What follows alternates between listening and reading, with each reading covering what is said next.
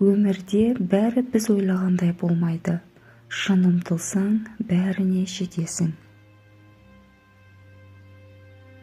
Өмірің өз қолыңда, өзгеге емес, өзіңе сен.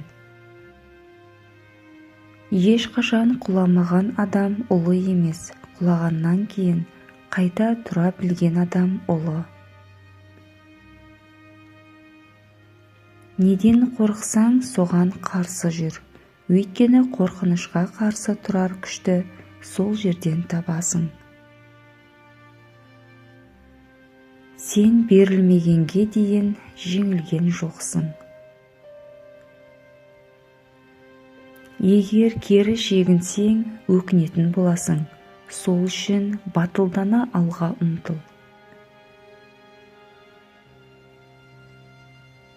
Ертең жоқ, кешіктірмеңіз, қазір жасаңыз. Қиын жолды таңда, онда бәсекелес аз. Қателіктен қорқудың өзі қателік. Табыс бақыттың кілті емес, бақыт болса табыстың негізгі кілті. Егер сізге өз ісіңіз ұнаса, сіз міндетті түрде табысқа жетесіз.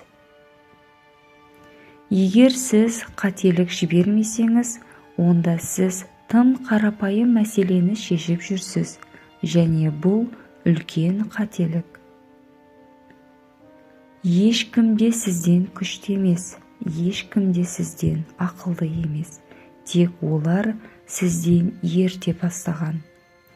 Жалпы адамның басты проблемасы 3 процесті дұрыс жасамайды. Ақпарат қабылдау, ойлану, сезіну, амал әрекет ету.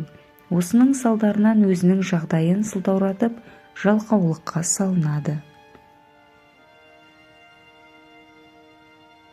Өміріңді жақсартудың тек 2 тәсілі бар. Бірінші тәсіл, өзінен өзі ешқандай да керемет болмайды деп өмір сүр. Екінші тәсіл, бар әлем тек таңғажайыптан тұрады деп өмір сүр. Мүмкін сен бұл әлемде бар болғаны жай адам шығарсың, бірақ біреулер үшін сен бар әлемге саналасың. 12 сағатпен емес, баспен жұмыс істеу керек. Барыңыз және жасаңыз, сіз әрқашан кейінірек ақталуға уақыт табасыз. Әр адамның өмірінде басты қарсылас бар, және бұл өзі. Біріншіден, сіз күн сайын және минут сайын тек алға жүруді тоқтатуыңыз керек. Адам робот емес. Кейде оған тоқтау, ойлану, демалу қажет. Өзіңізді асықтыруды және сөзбе-сөз өзіңізді артқа итеруді тоқтатыңыз. Әр нәрсенің өз уақыты бар. Асықпаңыз, бәрі ойдағыдай болады. Өзіңді алдыға итермесеңіз, оны сіз үшін біреу істемейді. Өмірді қиындатпа. Егер адам білімі мен ақылын, жалпы мидың күшін басқа да болмайтын ойларға емес, тек нәтиже беретін істерге жұмсаса, оның өмірінде қиындық аз кездесер еді. Сонда өмірінде ауыр ойлар туғызатын дүниелер мүлдем болмауы да мүмкін. Сүйікті ісіңмен айналыс. Кәсіпті нәсіпке айналдырудағы басты қағида қатты қалап, көңіл құлаған іспен айналысу. Таза ақыл мен жаңа идеялар бұл табыстың өсуі үшін ең құнарлы негіз.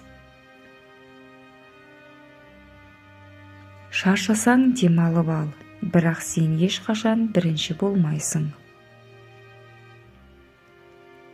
Ақшаға сатып алатын заттар өмірдің ғажабы бола алмайды. Арам тамақтан ешқашан адал ас өтпейді.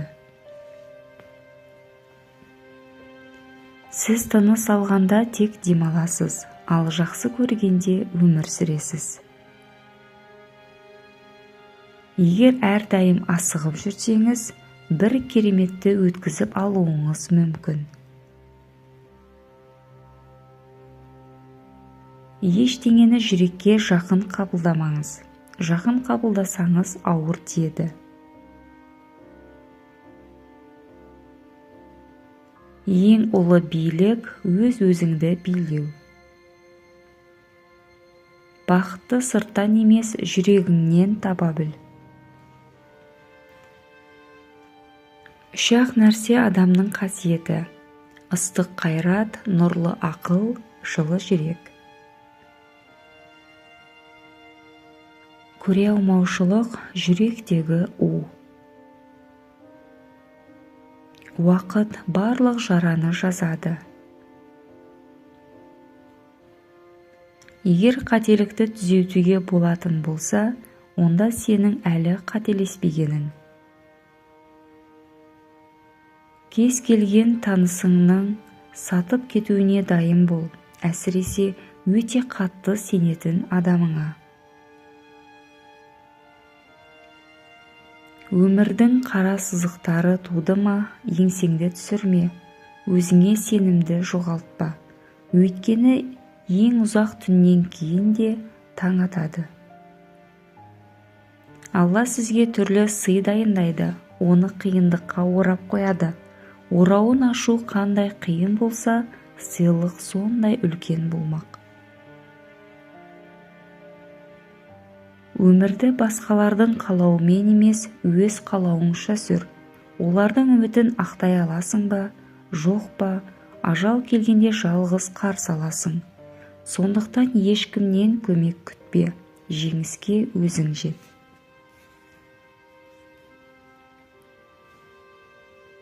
Өмір сізді езу тартуы үшін, оған бастапқыда өзіңіз жақсы көңіл-күй сыйлаңыз.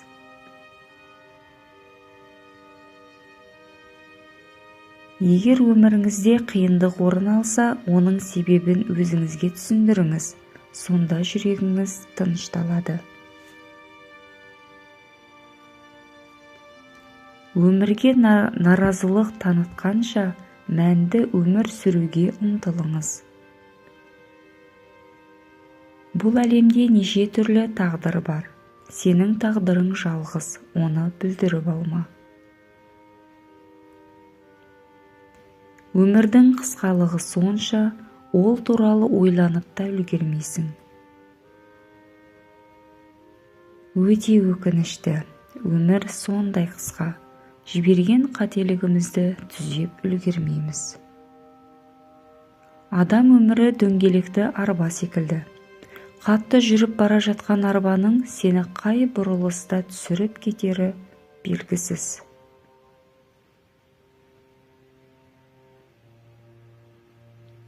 Қанша данагөйлердің сөздерін оқыдың, миыңа тоқыдың да, одан не пайда, егер оны іс жүзінде пайдаланбасаң. Сабырлы бол. Сабырлықтың арқасында түсіністік пайда болады. Түсіністікпен бірге қуаныш келеді. Қуаныш бақытқа бөлейді.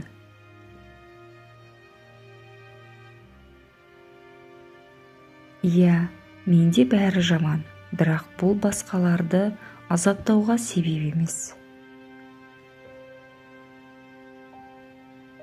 Кейде маңызды бір нәрсе айтқыңыз келеді. Сіз ойлана келе кейінге қалдырасыз. Кейін ештеңеде айту керек жоқ екенін түсінесіз. Әр сөз бен сезімнің уақыты болады екен. Тыңдап үйреніңіз. Өзгелер туралы айтып отырған адамды мұқият тыңдасаңыз, шындығында өз жайын айтып отырғанын ұғынасыз. Кім өзіне өзі сенбесе, сол әрқашан өтірік айтады. Жақсы кітап, жақсы қоғам тәрізді. Сен қандай кітаптарды оқығаныңды айтшы, мен сенің кім екеніңді айтып берейін. Кейбір адамдар өмірінің көп бөлігін басқалардың армандарымен өткізеді. Арнама тіркеліп жақындарыңызға жіберіп өтіңіз. Қанатты сөздерді тыңдап, өзімізді бір сәт тыңдауға тырысайық.